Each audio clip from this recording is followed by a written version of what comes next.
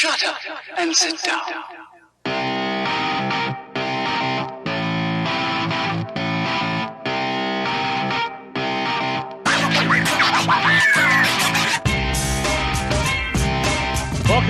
Welcome back to 323 Weekly. This is Week 7 breakdown. What a week it was. We have our work cut out for us. That's for certain. My co-host is a statue, apparently. So let me see if I can figure out what's there. There we go. All right, we solved the puzzle. I was trying to figure that out. I was like, Yeah. I know I'm moving my face. Nah, you just think you are. I'm telling you, man, Botox is gonna do that to you. Told you it's bad for you. So with that, It is. What a week. You may notice, for those tuning in, that I now have a little logo next to my name. So I am happy to say, and if you haven't seen it yet, that I am officially contributing to Gale Force Esports. So happy to be doing that. With that, of course, comes all the disclosure of, I'm a fan of theirs. I'm now ready for them. So just take anything I say about them with a grain of salt. Grain of salt being, if I say anything bad, people will get salty at me. So, turning phrases. All right. Jumping into this week, though, and we can do that straight away. Looking at the first Friday game, what we got right out of the gate was actually Gale Force versus Superstars. I'm going to pop over to that, and what we actually saw here was Superstars in a pretty even game. Post 22 for both teams, 21-minute game. But here comes Arthas with the Sindragosa flank. Equinox and Falstad going to jump onto this backline.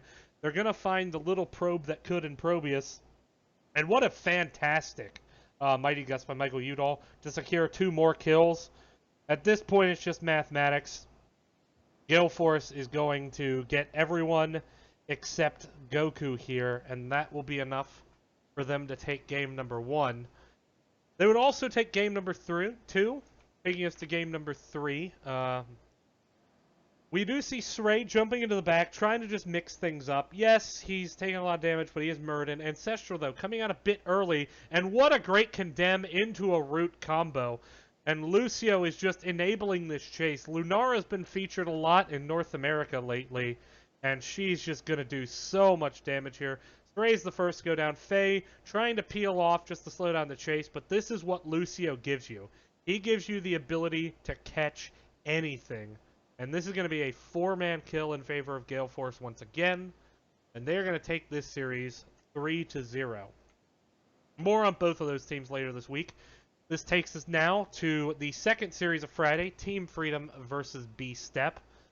B-Step currently playing well in this first game. Level 20, both teams have a keep down in that bottom lane, but not really able to get the engage they want. Muradin kind of jumping in and out. K1 Pro, though, going to lock down Insomnia in the back, trying to land the tongue. He's going to get rooted. Blow-up combo with the Twilight Dream is actually going to take out K1 Pro, and that's where B-Step has him just where they want them. King Caffeine jumping in with the Stormbolt securing the mouth and the rewind to Dwarf Toss out to safety. Lunara just goes to town on the entirety of Team Freedom in the meanwhile. And there's that Lucio chase. So many plays this week with that Lucio chase to finish it off. But Team Freedom would battle back. And Team Freedom now in game number 2. We're going to see pushing with the Punisher. B-Step almost baits the Punisher into the middle lane, but doesn't quite get there, and this keep is going to go down. K1 Pro, though, going to get taunted with the Aegis trying to save him, but a perfectly timed repulsion zone going to secure him and zone out King Caffeine, and that's all they need. B-Step with the Ragnaros is going to take the core. Sorry, Team Freedom, is going to take the core, and Team Freedom will go up. We'll tie it up, 1-1, but they would eventually win that series 3-1. They never really let up after that point. So that was the first day of action. Both series, the B-Step Team Freedom series had better games, but both series fairly one-sided. Even in that Cursed Hollow game, B-Step didn't look super in control until they won it. Right. Whereas most of the other series, it's usually been one team was in control, and either there's some type of turnaround or something.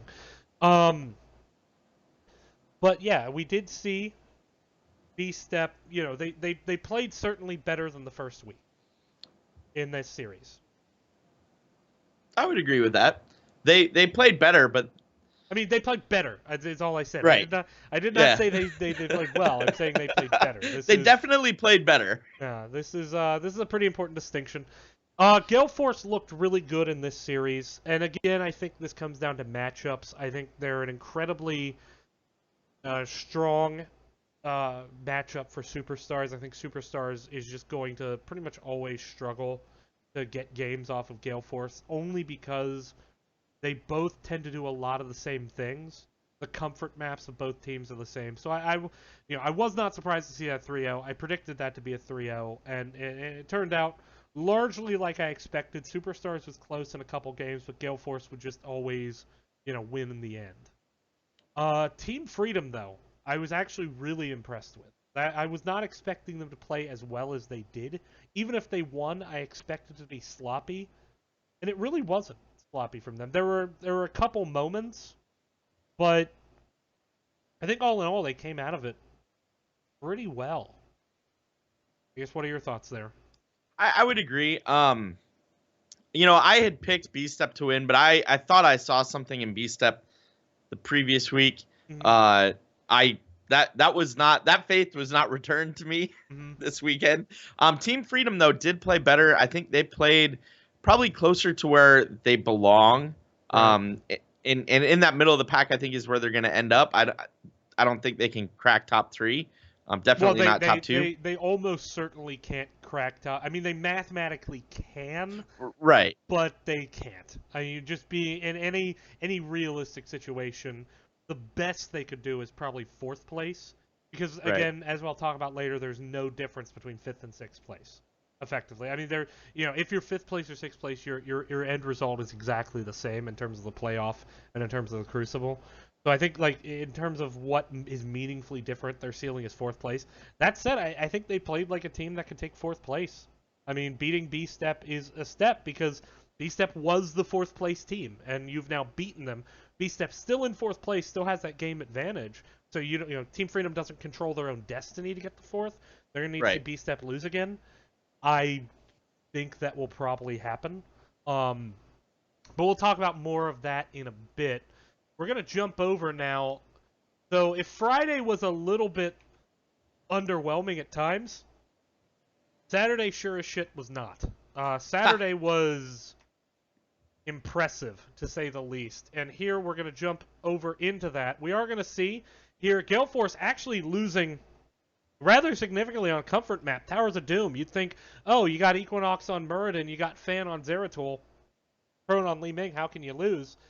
But here they are trying to bait out and win this last shrine. Now Muradin has to overextend, and Erho did a great job zoning out Fan and Mike Udall up on the top.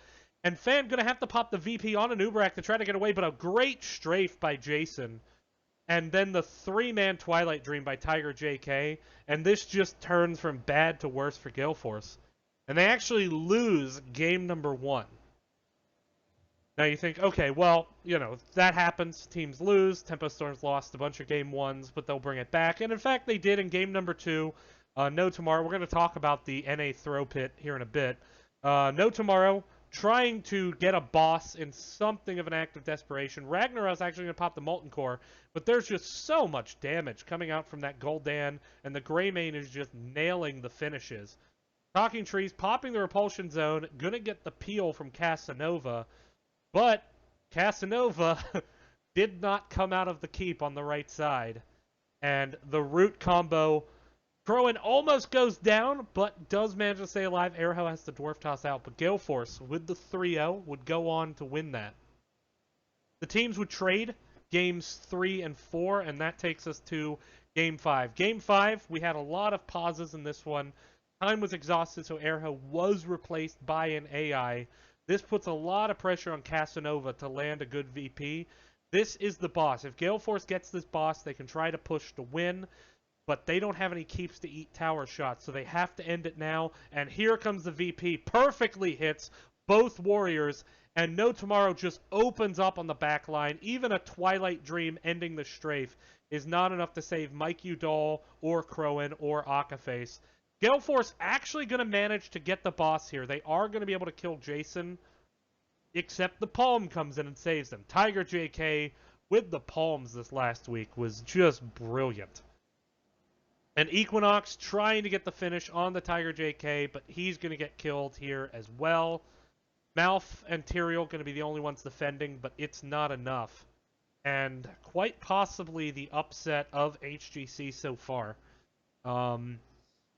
Gale Force dropping to No Tomorrow here, 3-2. So even before I talk about the next best of 5 series, I want to talk about this one because I think we're going to talk a lot about the next best of 5 series as well, and what what entails from that. Starting with this, No Tomorrow, a couple weeks ago when I first ran the simulations based on how they've performed in the first leg, how they would do. They were a 90% plus favorite to go to the Crucible. They're now down to about a 50. And they really played their way out of it. Them beating Niantic is last week, probably, it was surprising at the time just because Niantic looked really good against B-Step, but I think we both agree Niantic, there are some serious problems there. Right. So it's hard to read that game. This match, I mean, it wasn't like I really hesitate to say that they got Gale Force on their worst day. I think when Gale Force lost to Team Freedom, I look at the Gale Force drafts and I look at the way Gale Force played in those series, and I think, okay, Gale Force was clearly the better team and clearly did not play like it. Here, I still think Gale Force is the better team, but if you only watch this series, I don't think you would intuit that. I really think No Tomorrow just straight outplayed them. There wasn't a draft issue that I saw. There wasn't. I just think No Tomorrow made Gale Force play that team fight game that No Tomorrow then won. I would agree. I think No Tomorrow played the game they wanted to play, and both teams drafted what they like to draft for the most part. So you're right. It wasn't a drafting issue. I think what we saw was No Tomorrow said, this is how we're going to play, and we're going to force Gale Force into a position they may not be comfortable in. And it worked out really well for No Tomorrow. That's not to say it was easy for them by any stretch. It went to game 5. Right. But No Tomorrow, this is the No Tomorrow that I'd always hoped to see. Now maybe not against Gale Force. Right. That surprised me. I was still, that was my favorite series. Just from a pure let's watch it, and then Murabot at the end of the game. It's horrible that the pauses and the time ran out for Airho, but Murabot still winning with a bot that in and of itself was just wow. Well, and I think did that really just happen? Yeah, I think it comes down to one specific thing that, especially in Sky Temple, but also at other points in that series, really made the difference. And that was Casanova's Zeratul play was exceptional in that game. 2 or 3 times in that game, he manages to catch the front line in the VP far enough away from the back line that they have all the time in the world to kill the back line before they have to worry about anything. His VPs were incredibly solid, and they won that boss fight at the end. If Arthas and Tyrael are up, there's no way you get that turn where you just completely nuke down Crowan and Mike Udall before they have a chance to fight back. Right. And then for the team to follow up well there, realizing the situation. I don't really like to harp on the Murabot too much. Yeah, it did land some key things, but I think really it came down to just when you land a VP that good, and Lunara is in a perfect position to flank and get damage, and Vala, even Jason on Vala, got a lot of strafe. That was a situation that Gale Force just lost that fight because of the VP. Yeah. And we actually saw that comp a couple times. So right now we have the Battlefield of Eternity Game 4 up, which No Tomorrow won. Vala Lunara. You would think 2 auto-attack pokey heroes. All Gale Force has to do is hard engage on that. But, I credit to Airho and protecting his back line. He protected it very, very well. Airho played, I think, great in this series as well. But I think Casanova just He made the plays ultimately that won this series. And that's not to say he did it alone by any means. But when we get to Right. Player of the Week, and I mentioned that, I just want to harp on, like, his Void Prism is the reason we're talking about Gale Force losing to No Tomorrow, in my opinion. Okay. No, and it's a good point. And my only point with Murabot is like they were playing a man down. I mean, okay, yeah, they have a hero and it's AI controlled, but Right. basically no Tomorrow was playing with 4 and still was able to, play solidly. And you're right.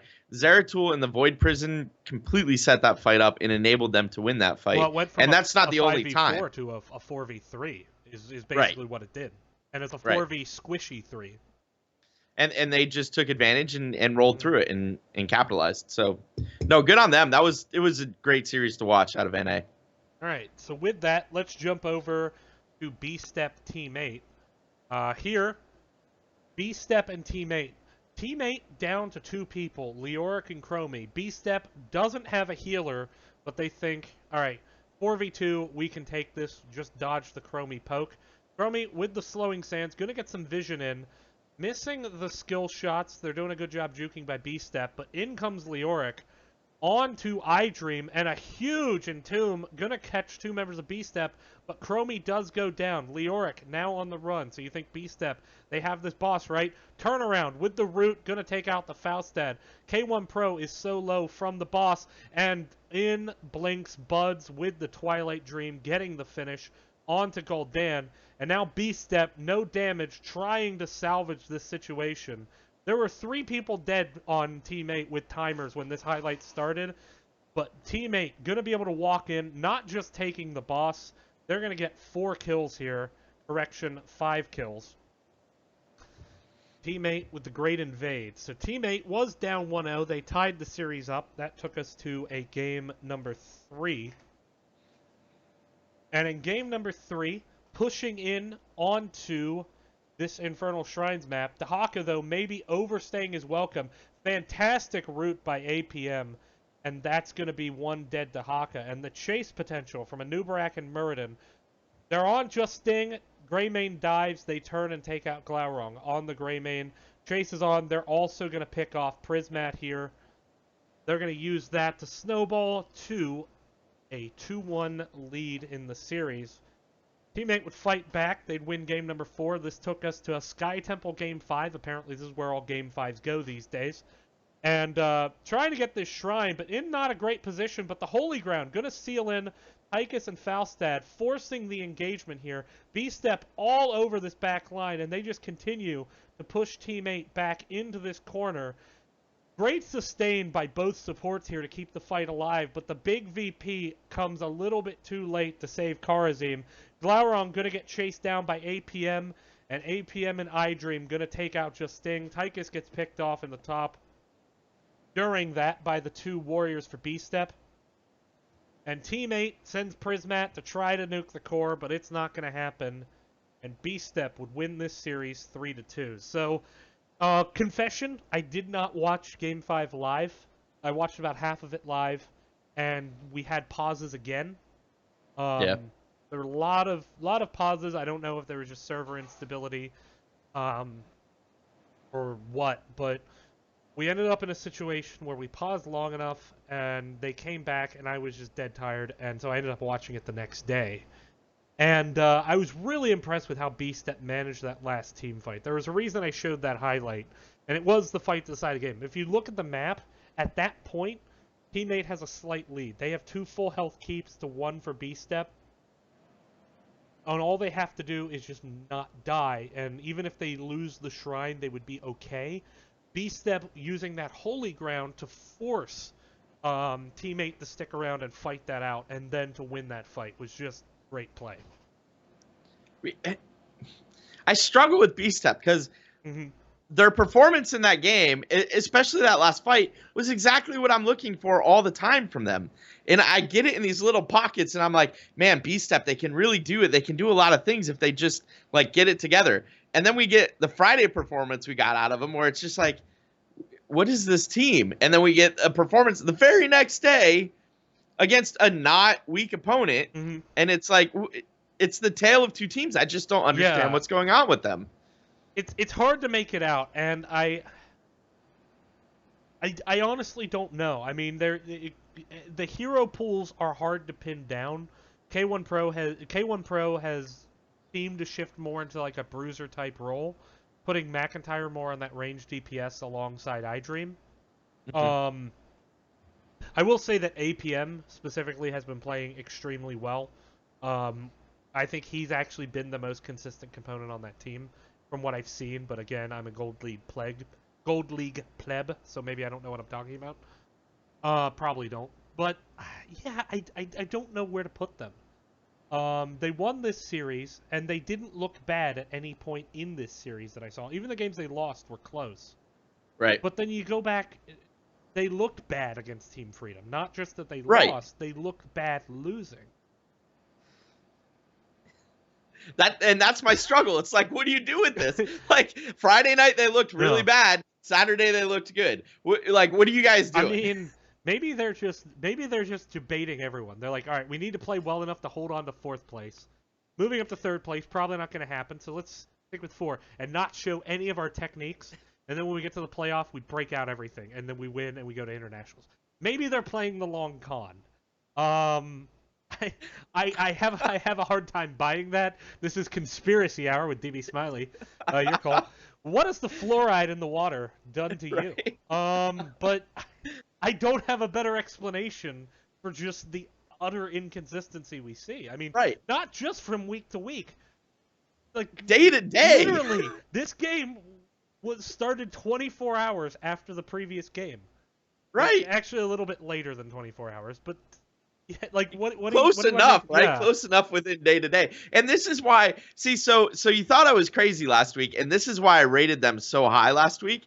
But that's my struggle. It's like, man, they show you something really great, and you want to say, okay, they finally got their act together. They know what they're doing. They've worked out the kinks. They're ready to go. And then you get a Friday night performance, and you're like, I think it was Friday night I tweeted you, well, I clearly don't know what I'm talking about. I should have went with the math. And then Saturday night they performed way better, and I'm like, what is going on?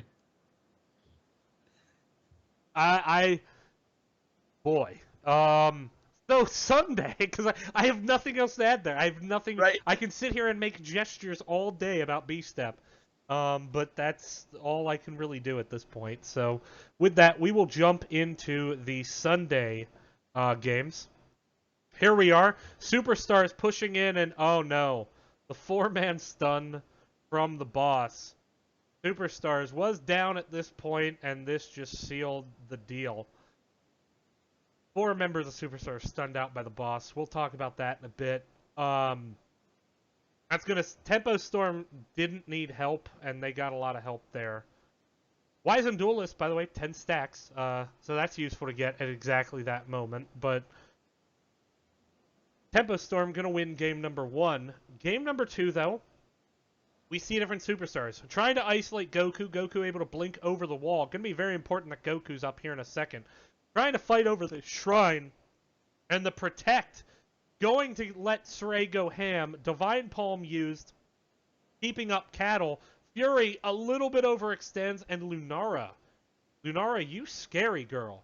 Doing so much damage to that Muradin. Cawthon Luck a little bit late getting out. The Root not enough to tame him. And oh my goodness, that Void Prism was so clutch. BP into the Twilight Dream. And then Sray going ahead and getting that stun. Prevent the escape. 4 kills for Superstars. And they even the series up at 1-1. Game 4, very, very close. 20-minute game. Both teams post 20. Superstars going to sell out to get this keep. Where have we seen that before? Excuse me, my phone is making noises.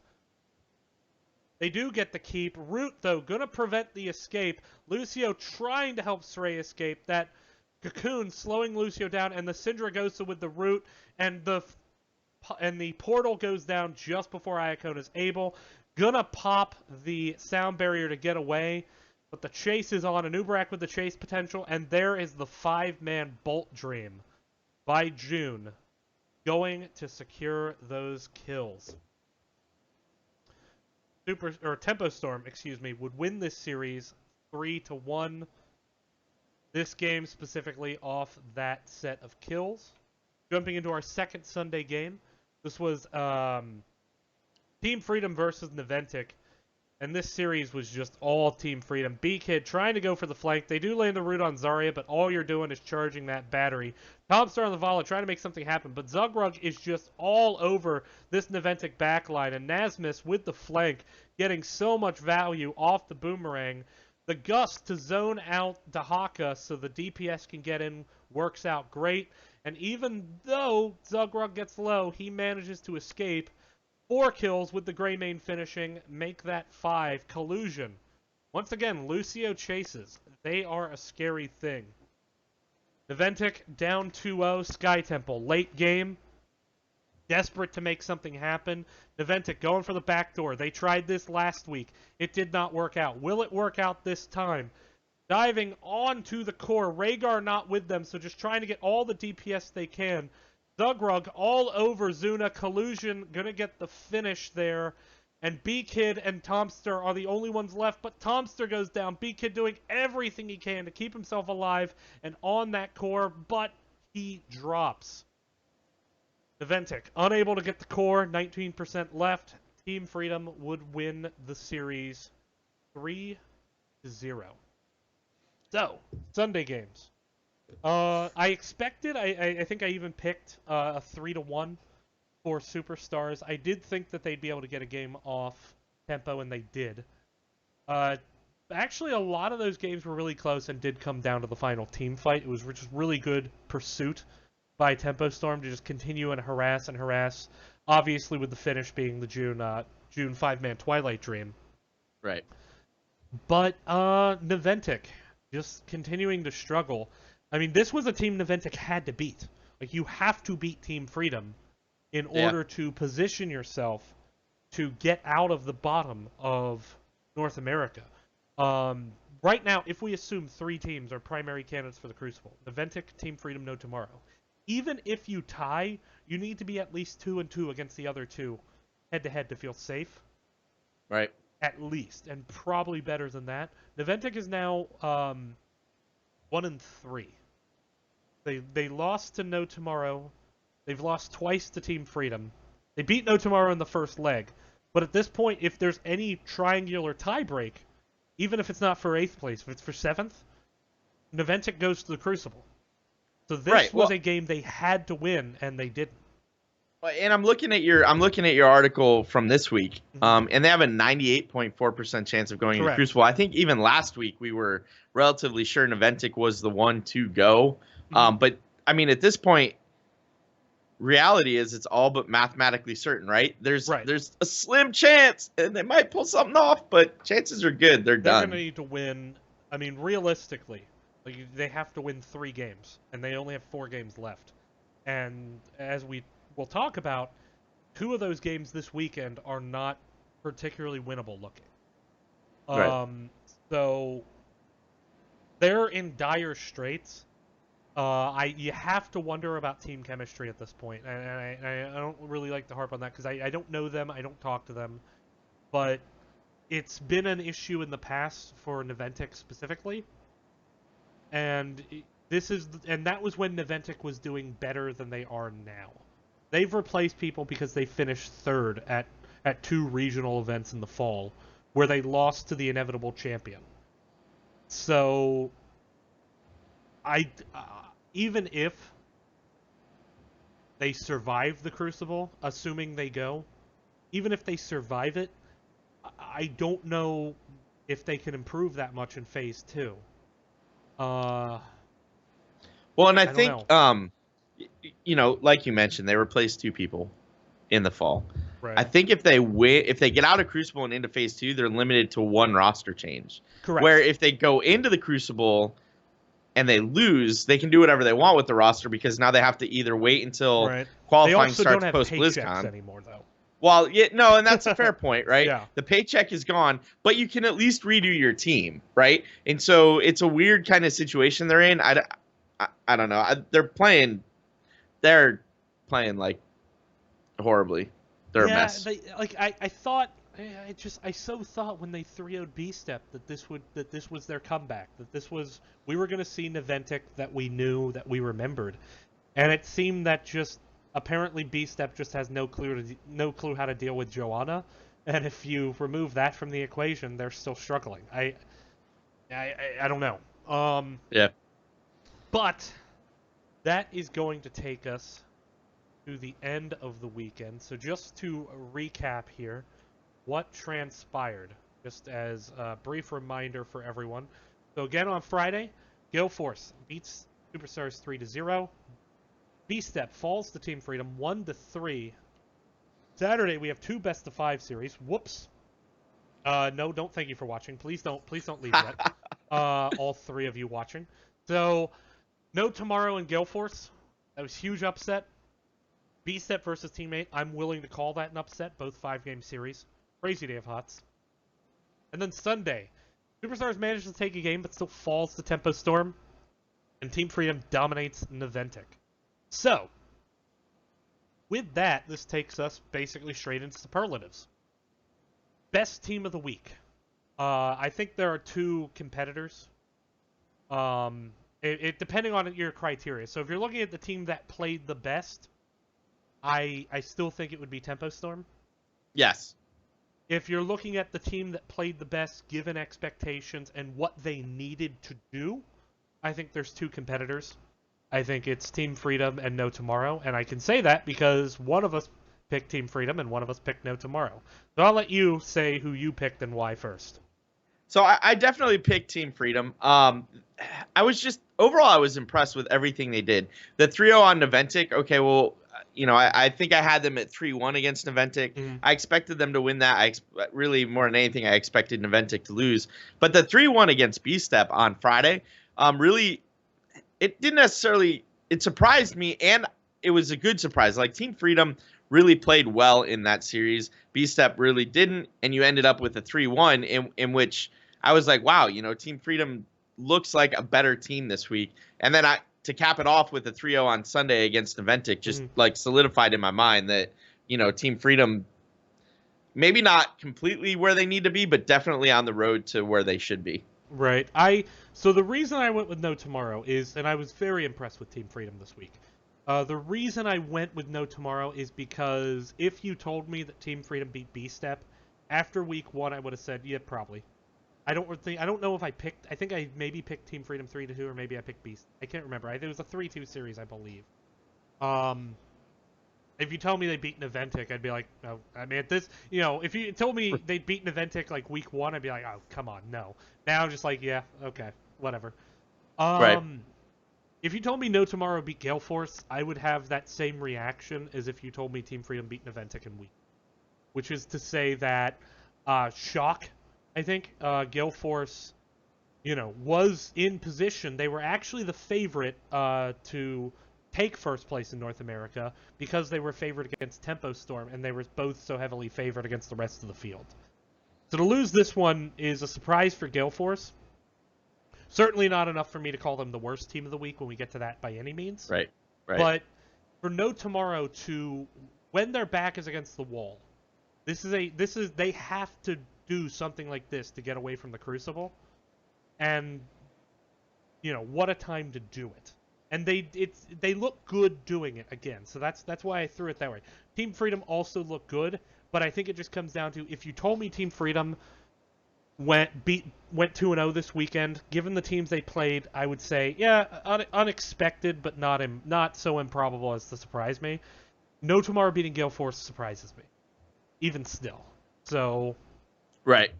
No, that's a very good point. Nobody saw that coming, I don't think. I mean, I'm sure somebody somewhere will be like, no, I swear, No Tomorrow's the best thing ever, and they fully believe that. But yeah, that game. Is Airho. Anyway, no, he has a right to brag this week if he does. I mean, I'm dead serious. They played extremely well. I was really impressed, especially with the play of Casanova. He's just continuing to get better. But Nasmus actually played extremely well this year. All around, I was just impressed with them. So, best player of the week. Let's just go ahead and take trolling off the table. All right. I do have a Gale Force logo next to my name. So the best human player of the week. Fair enough. So I struggle. This is similar to the team of the week, but I'm actually going to stick with June this time. June's support play continues to be like the gold standard in NA. Right. And not just his support play, but his ability. That 5-man Bolt Dream was like, it was perfect. And that's not the only time he's done those things this past week, it right? Seems like every time he pops a Twilight Dream, he's getting at least like 4 people in it. Almost every time, whenever it's a critical juncture in the game. I mean, just the patience for him to do that and to always land it. His roots have been solid. Like, do not give June mouth. Like, don't do it at this point. I don't know what else you can do. I mean, he's good on other supports. I'm aware of that, but on mouth right now, has he lost the game on mouth? I think he's probably lost 1 or 2. Maybe, but it's very few. I'd have to go back and look. His Twilight Dreams are so impactful. So I don't know. I wanted to go a bit outside the box. I did go with Casanova just specifically because of his play in that Sky Temple game. The Void Prisms won them that game, especially given the situations they were playing under. So I do throw it to Casanova's way. But with a nod, really, to the rest of No Tomorrow. And actually, I want to throw out a brief nod to just, Team Freedom's play as well. I was actually really impressed just all around with them. Casanova, the reason I go with him is just he made the most stand-out play. The Void Prism that sealed the deal against Gale Force. Okay, so then best... So we done... So best series of the week... I think we both go No Tomorrow Gale Force. Yes. It was just the most fun to watch. Most surprising as well, of course, but just the most fun to watch, in my opinion. So then, worst team of the week. So, while with best team, I did say expectations matter, and expectations were low. I still have to give it to Naventic. They looked really bad. So Naventic I do have as the worst team of the week. I share that. If they continue to play the way they play, they're not getting out of the Crucible. Like I will say that now without a question in my mind. If they play like they've played the last 2 weeks, they'll be replaced. Yeah. Yes. Yeah, and I mean, like, if I look at this week, it's also part of, it's hard to find a competitor. I mean, yes, Superstars didn't do great, but Superstars also was going against both Templestone and Gale Force. Mm-hmm. And they actually played well in those games. But if... I mean, Team 8 lost again. And I was tempted to actually put them in it just because that's 3 in a row now for them. Right. But especially after they did so well in the Western Clash, I don't know what happened. I mean, I know they took some time off, but it doesn't even make sense to me at this point how they're performing. But still, just Naventic has been, to me, they've had one good series this entire tournament, in my view, and that was the B-Step series, and B-Step just did not look good there, so I got to give it to Naventic. And I know we've been beating up on them a bit. I'm not going to pretend that there isn't a little bit of schadenfreude here, but I can't give it to anyone else. Right. So that will take us into the plays of the week. So with this, I'm going to go ahead and let Dread do the casting. He's a lot better at it than I am. So we are going to throw this over. Team fight composition, but with just that much control over Team A, I just didn't think there was a chance. But again, we're back to B-Step versus Team 8, man. This is fish in a barrel situation if I've ever seen one. Prismaticism starts throwing in skill shots. She can get anybody low enough. So far, B-Step's avoiding them. Leoric is back. McIntyre, Gus, Chromie into the Entomb. Horrify! Hits one, they get it! That is Yoda Wraith walking out. They have the Web Weavers going as well if they get this boss. But they lose Falstad. Will they lose the boss? Oh, the boss is beating them. The Twilight Sound Barrier 2. They're trying. King Caffeine's still in here, but there's 3 members of Team 8 on the point too. Glowring's keeping in the whirlwind. Subs APM. Oh no, for B-Step. Cocoon takes him off of the point, and he'll get brought down out of it. Full team wipe from Team 8, and they steal the boss. So that was B-Step getting the boss, getting the kill onto Chromie, thinking they have the boss safe, and then just the turnaround kill. The great route from Buds. Buds made all the plays there. Yeah. You know, they entered that fight 4-2. B-Step, because 3 members of Team 8 were dead. Now their Lucio was down, B-Steps. But they still think we can take the boss. Chromie doing pokes is annoying, doesn't really get any value. Leoric does get value.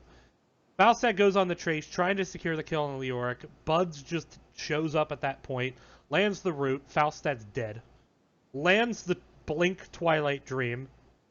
So then Gul'dan dies, so all the DPS for B-Step is dead. The Cocoon then, because an Uberak shows up, just secures it, and Team 8 comes in, despite losing Chromie at the start of that invade attempt. They not only get the kills on B-Step, they get the boss, they get the game. So that was Liquid's play of the game. I was tempted to agree with it, but you know, you got to give some love. I actually got the tweet mentioning this next play got mentioned on HGC proper. And, oops, sorry, that is definitely not the play of the week. If I put that up as play of the week, bad things will happen. Give me just 1 sec here. The play of the week, and once again, I will turn it over to Red. Keep later, or go for the keep now and get more out of that Dragonite in a full 5 versus 5. And they're taking the risk now.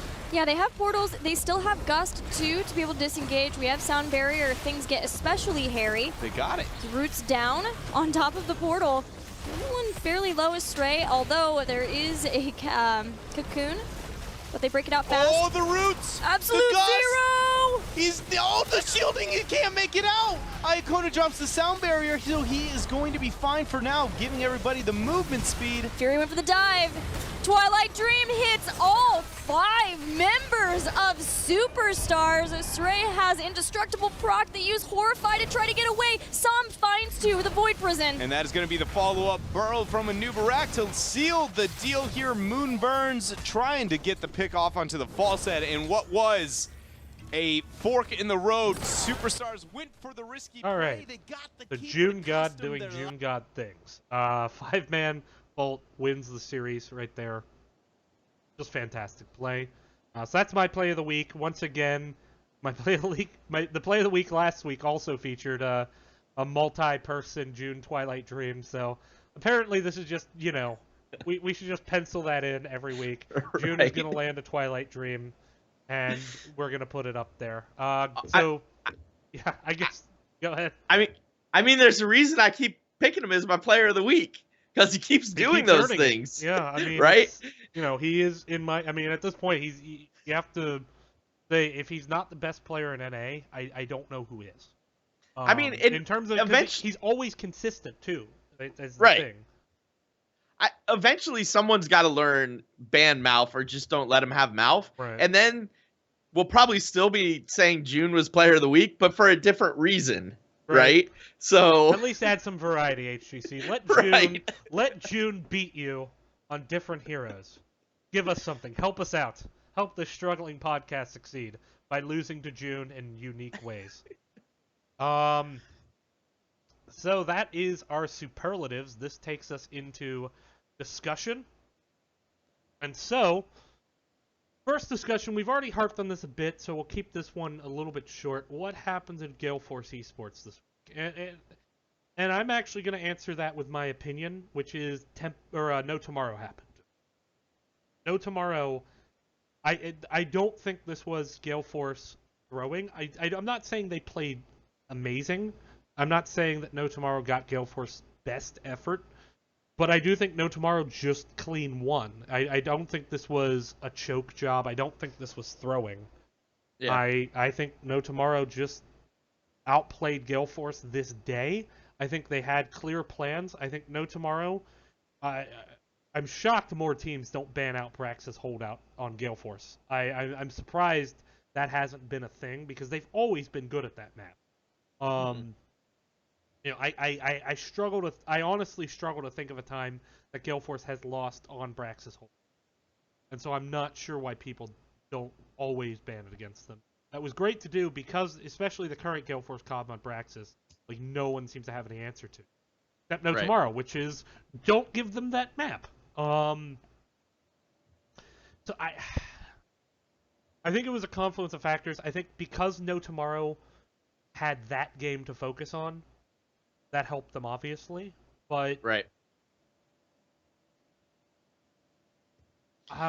yeah, I think they just got outplayed. So something I heard last week before games, and then something that I think Dreadnought or Gilly mentioned when they were interviewing people was the difference between preparing for a 1-game weekend and a 1-series weekend and a 2-series weekend. And I wonder if that's part of the struggle that GFE has. I feel like that's something you brought up last week. When GFE has 2 teams to prepare against, they're not quite as prepared for one of those games, and they tend to struggle in it. I don't know if I'd agree with that. So Okay. I remember you mentioning something like this. Maybe I mentioned it. I just remember us talking about it. It was in the notes anyway. Right. Because I went back and looked. First weekend, Gale Force played 2 teams. They beat them both. B-Step was a close series, and Naventic was a romp. Second week, they only play Team Freedom, and they lose. Third week, they have to play Team 8, and I believe it was Superstars. They beat Superstars 3-0. They lose to Team 8, but Team 8, I don't think that's in any way what you would call a throw. So if you're talking about Gale Force losing the teams they should be better than, we have 2 examples. One of them is a week where they're solo, and one of them is a week where they're not. So I don't necessarily buy that argument. I mean, we'll see because they're gonna have to play both B-Step and Tempo Storm in week 4. Michael Udall's hair is on the line. If you're not aware of this fact, he is apparently going to shave his head if they lose. Yes. Everyone don't drink and tweet. Very important. So, I don't buy that argument just because empirically I don't see a lot of basis for it.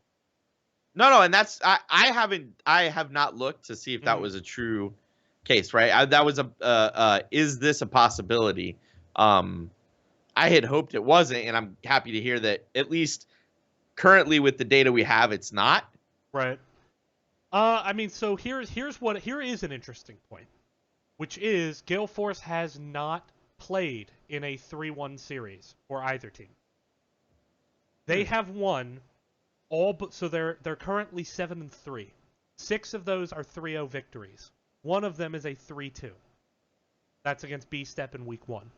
Their 3 losses are all Game 5 series. So they actually have the same number of wins as Tempo Storm and only one more loss because they 3-0 Tempo Storm. So the question is there maybe an issue in closing out close series? To that, I'm hesitant to say that's the issue. I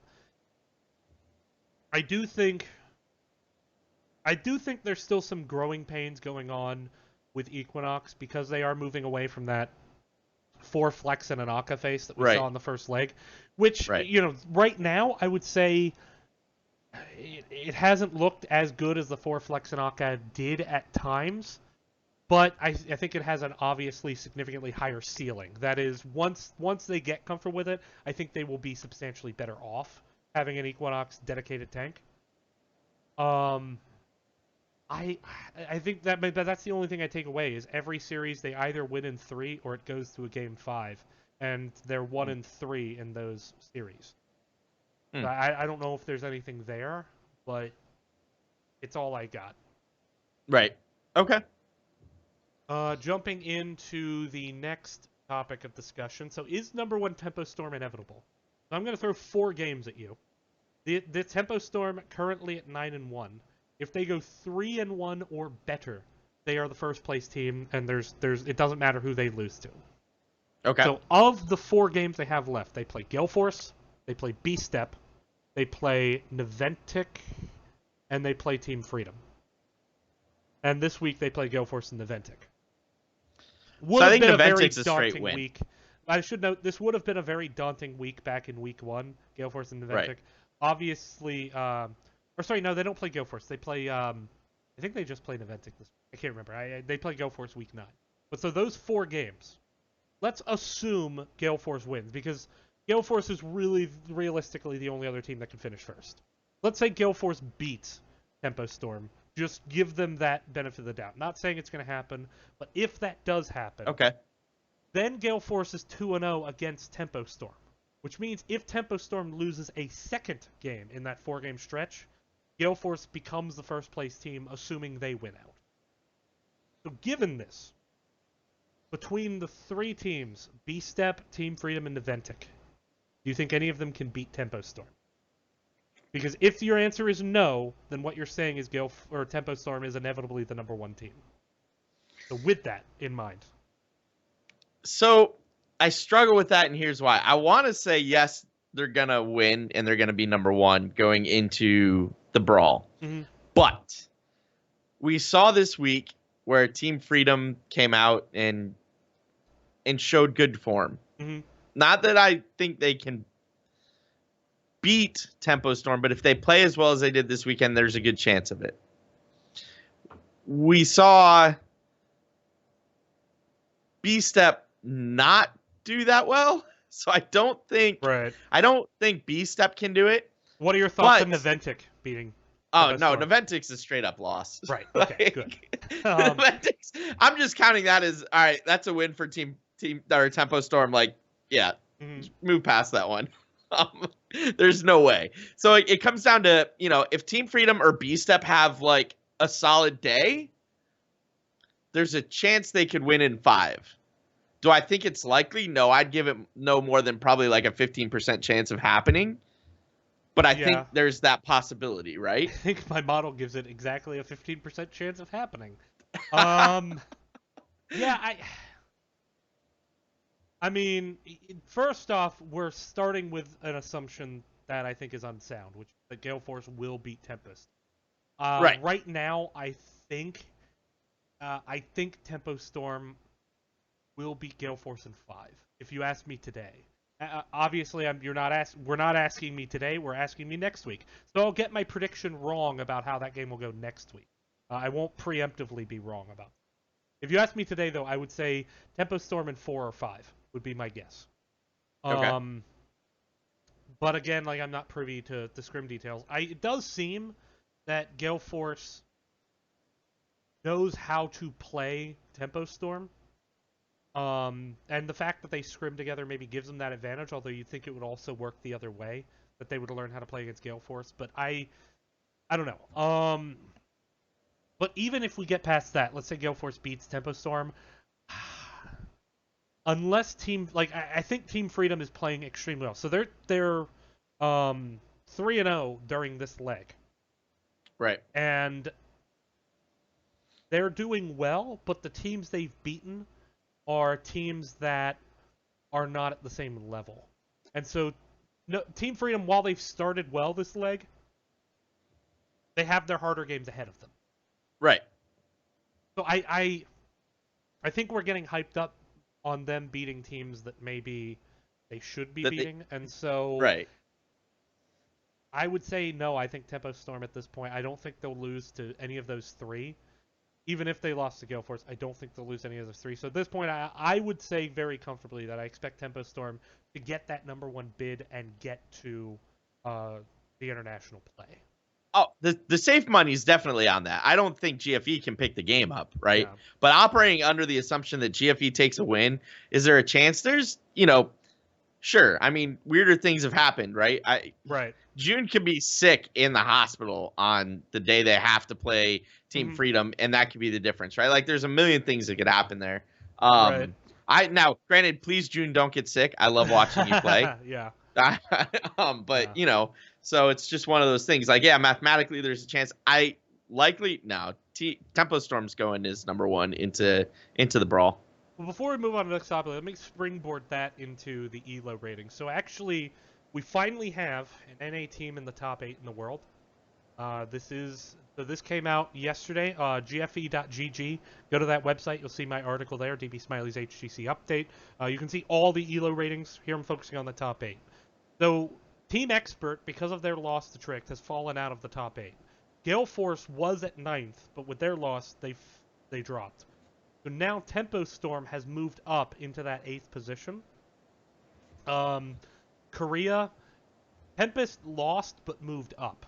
And the reason was because they lost 3-2 to L5. So that's warranted. Korea has 3 of the top 5 teams in the world, and I agree with that. I am not doing any, I'm not saying like Korean teams automatically get this many points. This is purely ELO based, so it's nice that it's worked out this way because I totally agree with it. I want to throw something in there just because we touched on it. If you have any interest in watching Korean games, watch that series, that L5 Tempest series. Oh yeah. That was beautiful. The big one to watch is not this weekend, but next weekend, Sunday, May 7. It starts at 5 a.m. Eastern. So either wake up early or stay up late. MVP Black versus L5. At least watch the VODs. May 7th, Right. Sunday. That is a critical game. In my article, I basically say it's almost a certainty that we'll see MVP Black and L5. But Tempest almost pulled the upset. So if Tempest can pull that upset in the stepladder playoff, then, they could get into globals. So this is still... I don't see anyone past those 3 in Korea doing anything of substance. But those 3 are still, in my opinion, 3 of the 5 best teams in the world. So only 2 of them going to globals is almost a tragedy, I would say. But going into NA, with the action this last week, so this is what I have to deal with, folks. You have Gale Force and Tempo still up at the top, 8 and 10. They basically switched places. Gale Force was 9, they dropped to 10. Tempo Storm was 10, they moved up to 8. And they're both really close. Like their ELO scores, if you look, are within 11 of each other. 20th, 21st, 22nd, 23rd, 26th, and 27th are NA teams. And outside of Naventic, they're all within effectively toss-up range of each other. That is, any of these games, the only one that wouldn't mathematically be virtually a toss-up would be Superstars Team Freedom. And even that, I think that's just because Superstars, because they had such a tough week, their rating is a little bit lower than I think it should be. But, yeah, this is... I have no clue how to order that 5 through 7, or that 3 through 7. I really don't. Like, I would have... If you ask me, Team 8, they were in the top 3. They were actually at the top to start the season, but they haven't lived up to that expectation. So with that, jumping into the standings, we talked about this. This is the main reason I wanted to bring this up, was the standings. So Tempo Storm sitting up at the top, 9 and 1. Gale Force 7 and 3, and it tightens up there. So 6 and 4 at Team 8, although admittedly have been trending downwards. Although they've also played their 3 toughest opponents in this leg already, I think. B-Step at 5 and 5, still in that 4th place spot despite their struggles. Superstars has had to run a gauntlet last week, so they entered the week 4 and 6, they entered the week 4 and 4, left 4 and 6. That helped Team Freedom move up to tie Superstars. They're still 6th on tiebreakers.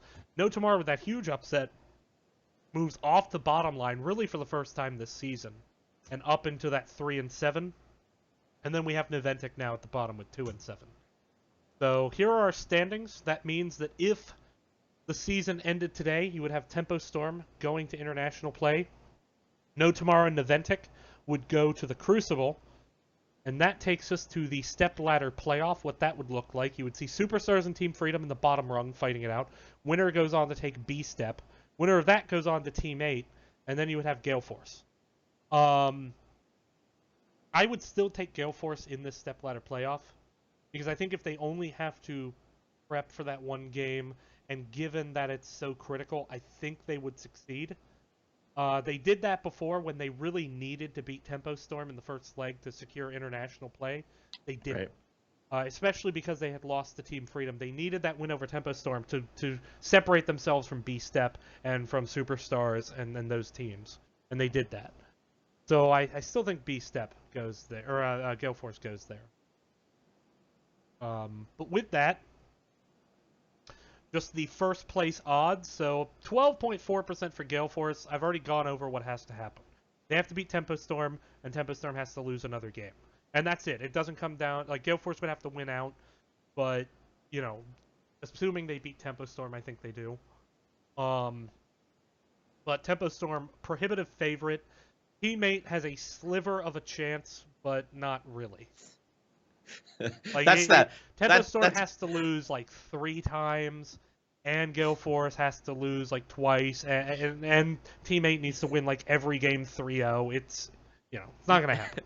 Math says there's a chance, but realistically, there's no way that's going to take place. It's mathematically possible. It's realistically not. Now, the Crucible odds. Huge change from last week. Huge change. First off, No Tomorrow was on the bottom line, and they were about high 70s. They're now down to 50%. So they're halfway to safety. Niventic at 98.4. Let's assume they don't go anywhere, and they stay in that spot. Who has to be really nervous here? Is Superstars. Superstars, we are going to learn a lot about Superstars this weekend. Because this is a weekend, they're coming off losing 2 games in a row. Granted, 2 matches where they were mismatched in Tempo Storm and Gale Force. This is a weekend where they can make them solidify their safety, or they can put themselves in a position where they're likely going to be in danger of going to the Crucible. If they lose the No Tomorrow, it gets really scary for Superstar. B-Step, still with the possibility they would have to more or less lose out. I mean, it's doable, because they do have tough opponents on the horizon. Right. But B-Step and Superstars were virtually safe last week. Here's how much No Tomorrow beating Gale Force changed that. They're not anymore. And now they need to really play with urgency if they want to avoid the Crucible. Because it's not... They're trending downwards. And you have to, at this point, kind of try to stem the bleeding. It still takes a lot for Superstars and B-Step to get to the Crucible. But the things that needed to happen last week for them to go to the Crucible happened last week. So the upsets for No Tomorrow and Team Freedom should make B-Step and Superstars very nervous. With that, so we did talk about B-Step before and what they've been struggling with. So let's go past that real quick, just to the power rankings. This is the results of the poll I ran on Reddit this week. Had about 20 responses. Niventic still at the bottom. Actually, I should have a down arrow for Niventic. They did move to the bottom. No Tomorrow moved up 1 slot. They're no longer there. Superstars actually dropped quite a bit. I'm not sure I think that's entirely fair that they dropped given who they played. But then again, like, I think they do need to be above... I do think B-Step should be above them. I do think Team Freedom should be above them. So I struggle to not put them at 6th. But before we move into what we think, let's go ahead and just kind of finish up some of the things we were talking about. Sure. We've already talked a bit about B-Step struggles. Teammate is 0-3 right now in this leg. Yes, they've played Tempo Storm, Gale Force, and B-Step. 2 of those losses, very, very excusable. One of them, I think, less so. What do we do? Or what is their ceiling now? Is their ceiling maybe that they peaked at the Western Clash and they haven't gotten it back? Or is it just that now that Rag has been nerfed, it really limits Prismat's hero options and they're struggling with that? I don't know. I mean, do you have any ideas there? Or I mean, I think it's a little bit of that, right? The Ragnaros ban has clearly hurt Prismaticism.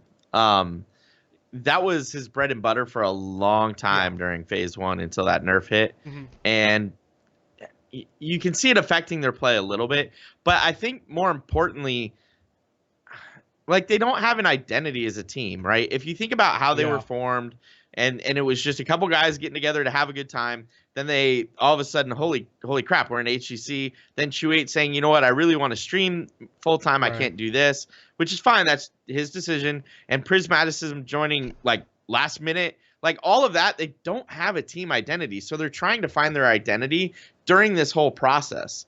And so they're in a very weird spot. I think they need to get through the Crucible. I don't think they're going to get through the stepladder. I'm sorry, not through the Crucible. I think they need to get through phase 1. They're not going to get through the stepladder playoff to make it into international play. But getting through phase 1 and into the next break period, I think they can then take the time to either say, all right, we love you, Prismaticism, but we were under the gun. We had to just pick up a player because Chew8 left, and maybe that works, maybe it doesn't.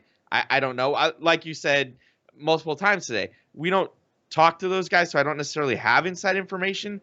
But I know if I was running a team and that's how that team came together, I'd be looking to do the best I could, and then maybe make that one change.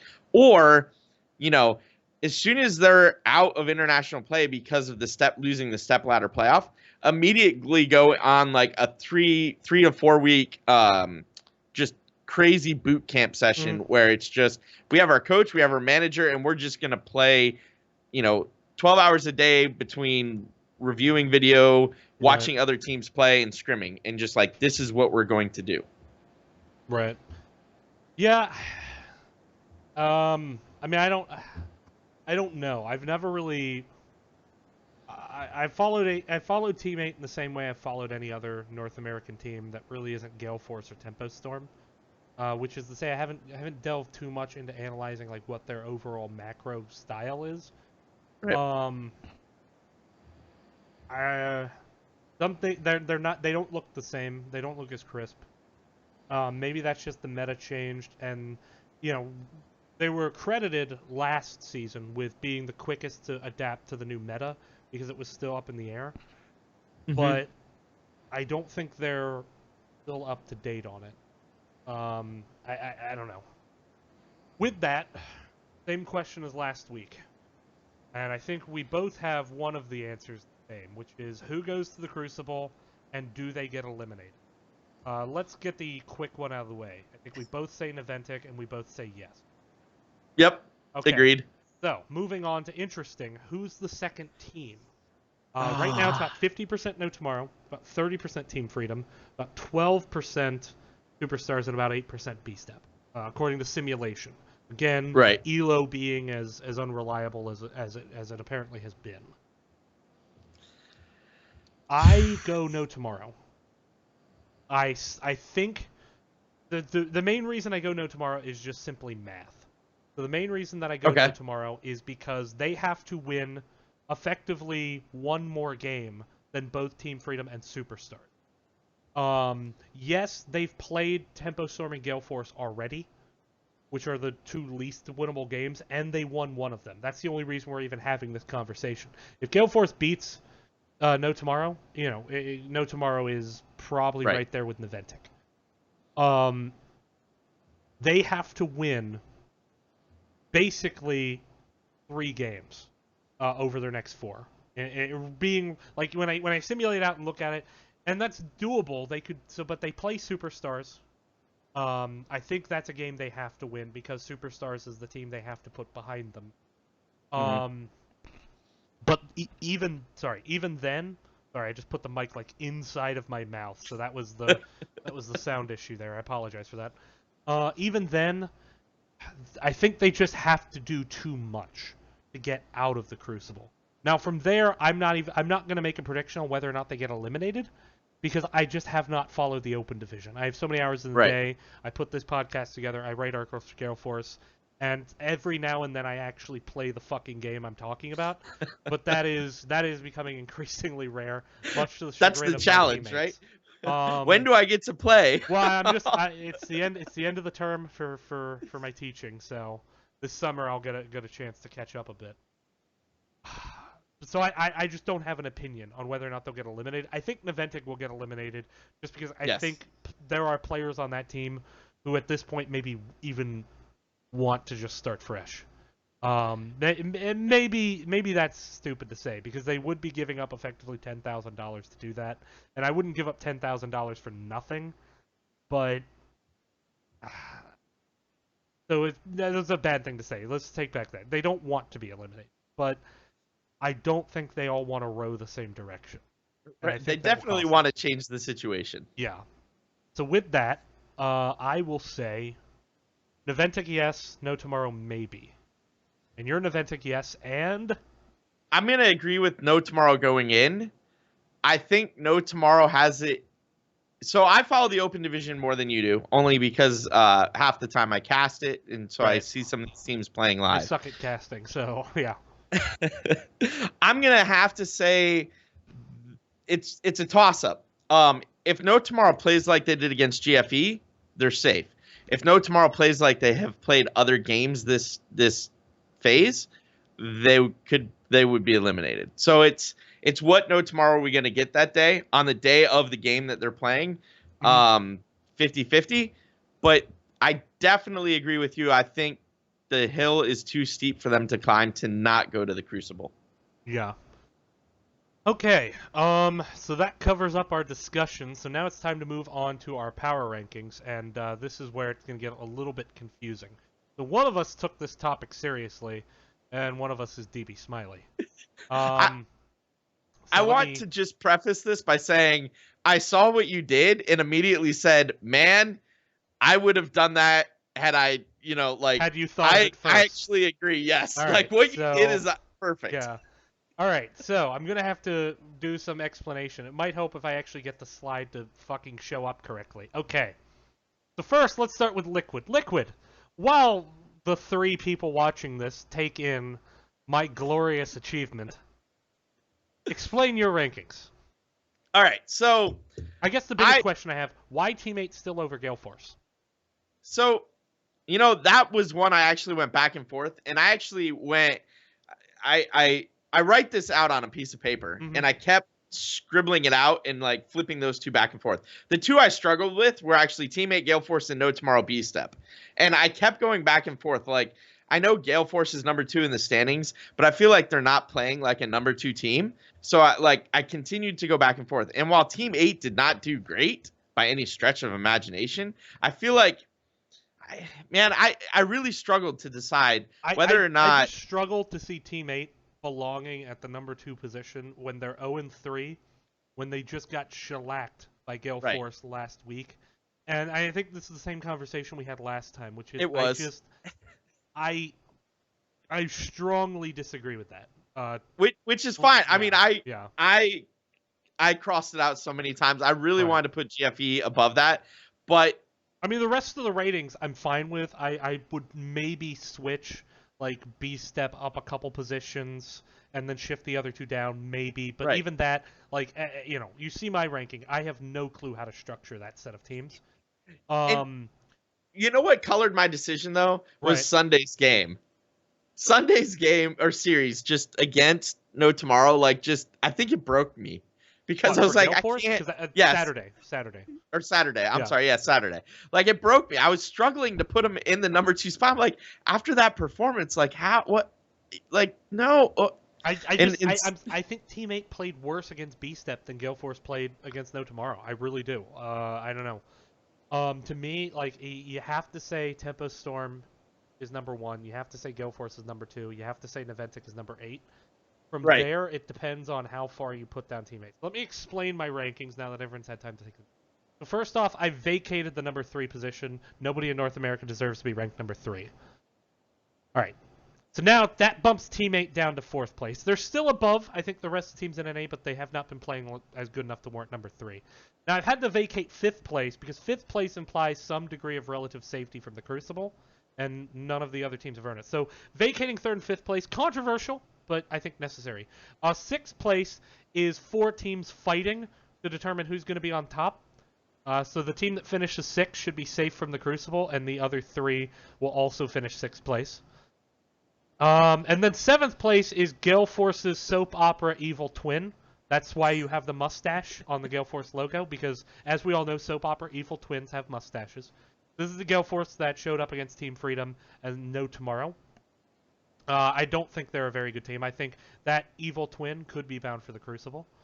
Hopefully it gets eliminated, because I think we would be better off in HGC if it were. And then 8th place, we have Naventic, because lol Naventic. I'm just going to let my Schadenfreude come out there.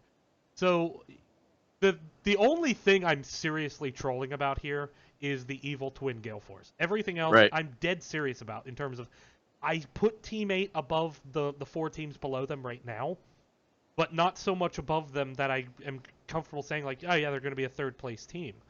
I think there's a huge gap after Gale Force, and I think, honestly, those next 5 teams, if they end up in any order, the only one that really isn't reasonable is Team 8 finishing 7th. But any of the other teams could finish 4th, 5th, 6th, or 7th. Any of them. And I think Team 8 will almost certainly win 3rd. B-Step could turn it around and get there, but given this, I don't know how to rank Superstars, Team Freedom, B-Step, and No Tomorrow. I will find out this week, because this week there's a lot of intermingling there. I think on my side, 4 through 7 was the interchangeable set. I understand what you're saying about Team 8 Gale Force, and I think I probably let Gale Force's evil soap opera twin probably color my judgment a little too much. But 4 through 7 is a crapshoot. Like, yeah. I think this weekend we'll settle that crapshoot a little bit, but it's definitely up for grabs. Right. I mean, yeah, and I know, again, like, being a little bit troll there, so I do apologize, but it has to be said that that's how I accommodate for their inconsistency. Is just there. So, jumping into previewing the coming week. We start off tomorrow. Number 7 versus number 4. Again, ratings based on the power rankings, not our individual ratings, not ELO. This is the Reddit power rankings, and if you want to participate, I post that topic Sunday night. I usually link it on Twitter, so you can follow me at Death by Smiley to participate. No Tomorrow B-Step. We both have a 3-2 here. We both have B-Step winning. We're both, I think, pretty unsure about this one. I am. Right. It could go either way. I think it could, and I lean towards B-Step a bit, just because I think they are the better team. But it wouldn't surprise me to see No Tomorrow win. I can tell you that if No Tomorrow wins this, like, Superstars needs to shit their pants terrified about the Crucible, and they need to play really well. Maybe they don't need to shit their pants. That probably won't help them play well. Shit in the toilet and then come back and play the game more. I think that's the thing Superstars would need to do. Superstars needs to watch this game, because if No Tomorrow beats B-Step, then their game against No Tomorrow is critical, because both teams would probably have 4 wins at that. Right. That takes us to Team Freedom Tempo. I don't think either of us see an upset coming. I think Team Freedom can win a map, because teams seem to be able to win a map off Tempo. But yeah, I'm going with Tempo here. I like what I'm seeing from Team Freedom, but I'm going Tempo here. Right. So, nothing really too much to add there. Not as interesting a day as the next day. So this is where it gets really interesting. Superstars Team 8. Now, Superstars can make themselves feel very, very safe by winning this game. If they lose this game, then Sunday's game is going to matter a lot. But we both are picking Team 8 to win. I probably, just because I'm less high on Team 8, I have it a 3-2. I think it will be an ugly series. I think Team 8 will prevail in a Game 5. Okay. I think you are a little bit higher on Team 8 than I am still, but just from what I've seen, I don't think they win pretty. I think they win. I don't think they win pretty. I think the matchup will be interesting there, Team 8 versus Superstars, and seeing how they play against each other, and that's going to be... Yeah. It'll be interesting. I think if Superstars can force Team 8 to play more of a macro game, and so they want to look at maps like Braxis, where that macro is so utterly vital, I think that is beneficial to them. So they should try to get Braxis and Towers of Doom, and I think Mhm. then they can win those 2 games. From there, I think they're going to have to pull an upset on more of a traditional team fight-oriented map. Right. And I don't think they'll do that, but I would not be surprised if they did. With that, Gale Force and the Ventic, I have a 3-0 for pretty obvious reasons that I've made fairly clear throughout this podcast. It starts with a lull and it ends with Ventic. You have a 3-1. Oh. How do they beat Gale Force? So I mean, just like give me an example of what happens such that they take a map off Gale Force. I, again, am stuck on the soap opera evil twin brother. I think there's always a chance for Niantic. Like, Niantic has times where they cheese a strategy and it works well for them. Mm-hmm. And if they can do that at the same time that GFE loses focus, that's where they get the game. So I guess that's more of a there's a chance. It's a slim chance it's a 3-1. You're probably right there. It's probably a 3-0. But like the planets can align. GFE can not pay attention to what they're doing, and Niantic can pull something out of the head of Kenma, and they'll win. All right. Well, with that, jumping into Sunday, one series not particularly interesting. Even if this were an upset, the only thing that would happen as a result of this game would be then next week gets more interesting. So even if an upset did happen, Niantic's still probably going to the Crucible, and Tempo Storm's still probably first place. So it's not an interesting game even if an upset happens, and I don't think either of us see a shadow of an upset happening. We both have 3-0. I think that in the first week, even though Niantic struggled, they still managed to take Tempo Storm to a game 5 because Tempo Storm would throw at times. Like, they threw in 2 of those games. Right. I don't think that is happening as much. I still think Tempo Storm is making some bad decisions here and there that let them lose a game, but specifically a game. So if this were 3-1, I maybe wouldn't be overly surprised. If it were 3-2, I'd be very surprised. An upset, I would be utterly shocked. So I do think it's going to be a 3-0, though. And then that takes us to Team Freedom Superstars. So this is the one, I think the only one we disagree on the winner of. But I think both of us pretty much just picked a winner because we had to. At least I did. Yes. I picked the winner because I had to. That's the game to watch, in my opinion. The rest of the games, I think, will be pretty straightforward. Team Freedom Superstars is going to be the like knockout, drag out, 2 teams enter, 1 team leaves kind of match. Well, and it's not just an interesting game from the like this is the amalgamation of this is to me far and away the most interesting game this weekend, and the reason is, Team Freedom and Superstars, these 2 teams are both currently safe, but only just. Now, I misspoke earlier. I said something effective, what if No Tomorrow beats Superstars, and they played already. Superstars beat No Tomorrow. But Superstars needs this game. They need to win one of the games this week. They need to win either this game or B-Step. And if they win both, wonderful for them. But they have to win at least one. Team Freedom also wants to make sure that they stay above No Tomorrow because they've actually lost to No Tomorrow. So Team Freedom even has a little bit more urgency because right now they would actually lose a tiebreaker to No Tomorrow on head-to-head. So this game is heavy, heavy impact on the standings in terms of who goes to the Crucible. So this is a heavy impact game, and it's a game that I think will be close. Right. I went with Superstars on the basis that I think when their back is to the wall, I think they will find something that works and they'll win. I think they can try to out-macro Team Freedom a bit and succeed at that. I do think Team Freedom is the fastest improving team right now. I don't think Superstars is improving that fast, but I think they're still above Team Freedom. So that's why I went that way. Okay. I think I need to go back and look. I come back to the do you have an advantage or disadvantage playing 2 in the week? And I want to sit down and like really look at that Well, across but all these divisions. teams are playing 2 games this week. Right. So it's not an less advantage or important this week. disadvantage to anyone.